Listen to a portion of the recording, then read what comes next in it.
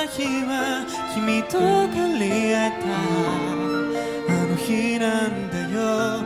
コピーペースだったはずのいつも去っても君と一緒なら未来と呼びたくなったんだ。うなずいてばかりで生きづらいと嘆いて涙もろくて情けなくて臆病な僕へ君は優しさっていう名前をくれたね。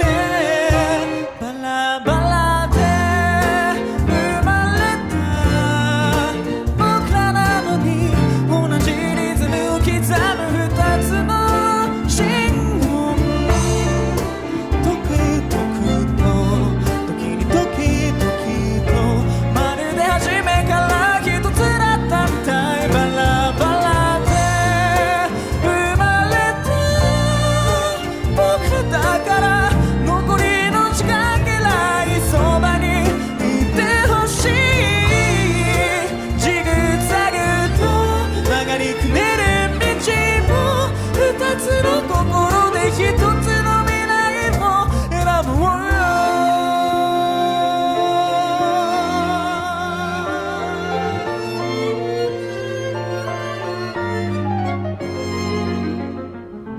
僕の心が泣いた日は何も気づけなかったあの日なんだよ。ポーカーフェイス崩して君と泣きじゃくり合って